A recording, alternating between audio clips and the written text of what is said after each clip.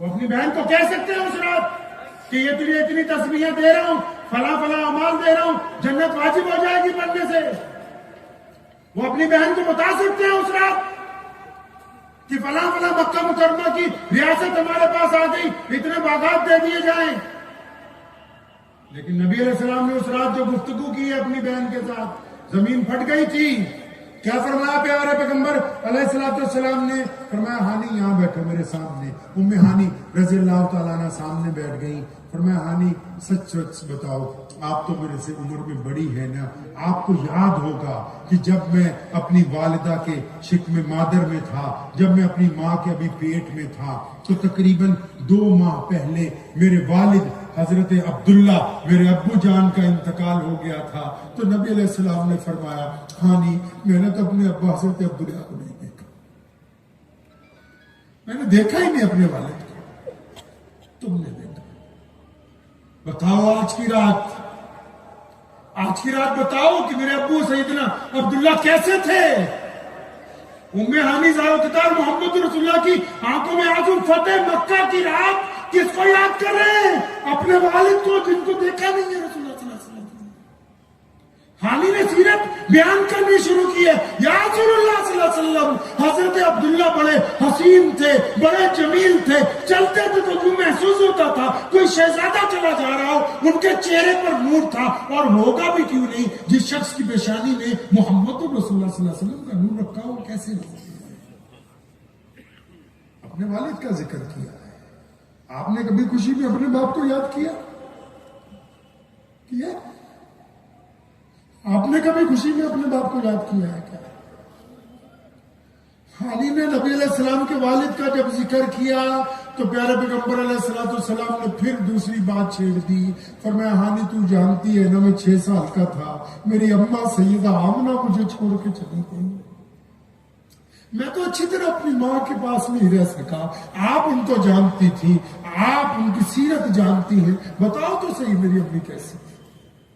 آپ اگر سیرت کی کتابیں دیکھیں گے تو آپ کو یہ پتہ لگے گا حیرت انگیز طور پر کہ یہ جہاں محمد رسول اللہ آج مدینے میں آرام کر رہے ہیں، اس سے چند قدم فاصلے پر ہی محمد رسول اللہ کے والد حضرت عبداللہ کی قبر ہے۔ میرے پاس وقت نہیں ہے اپنے نبی علیہ السلام کو پڑھنے کا۔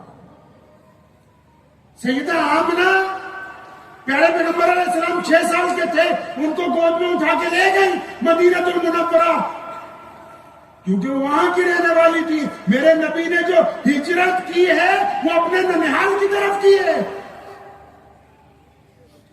وہ لے گئی تھی نبی علیہ السلام کو 6 سال کی عمر میں۔ کہاں لے کے گئی؟ حضرت عبداللہ کی قبر پر، ان کو دکھانے کے لیے رسول اللہ صلی اللہ علیہ وسلم کو کہ یہ تمہارے والد کی قبر ہے۔ اور اسی سفر میں جب سیدہ آمنہ واپس آئی ہیں تو اب وہ پہاڑی کے اوپر ان کا وصال ہوا اسی سفر کے دوران۔ اب وہ واقعے کو پڑھیں گے اگر، سیدہ آمنہ ان کی عمر بہت زیادہ نہیں تھی، 25 یا 30 سال کے بیچ میں ہونی چاہیے۔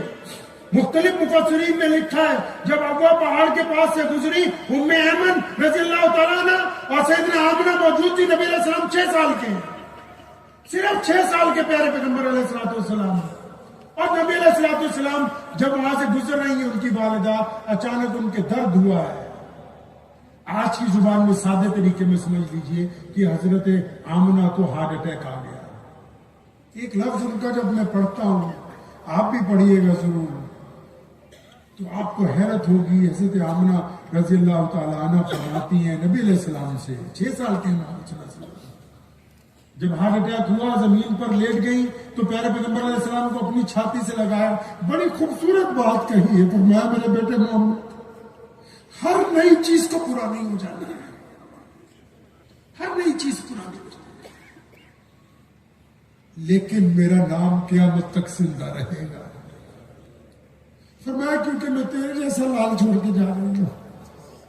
سیدہ آمنہ نے کہا کہ ہر نئی چیز کو پرانی ہو جانا ہے، لیکن میرا ذکر باقی رہے گا۔ کیوں؟ کیونکہ میں محمد رسول اللہ جیسا بیٹا دنیا کو دے کے جا رہی ہوں۔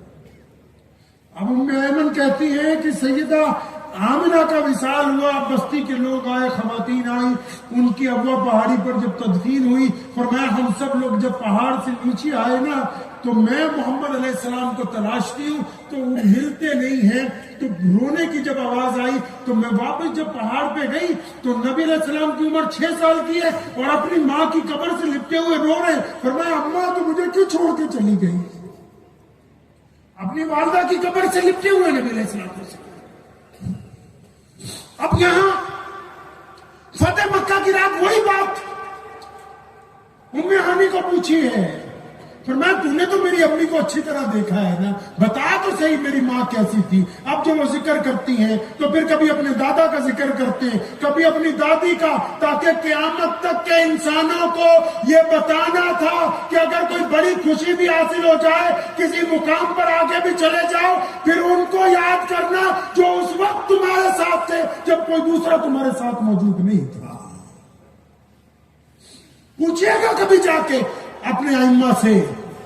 अम्मी आयशा रज़ियल्लाहु तआला अन्हा ने एक मर्तबा सिर्फ मदीनतुल मुनव्वरा में कहा था, या रसूलुल्लाह सल्लल्लाहु अलैहि वसल्लम आप सैयदना खदीजा को बहुत याद करते हैं। एक दफा पूछा था सिर्फ कि आप खदीजा रज़ियल्लाहु तआला अन्हा का बड़ा जिक्र करते हैं, तो नबी अलैहिस्सलाम की आंखों में आंसू आ गए।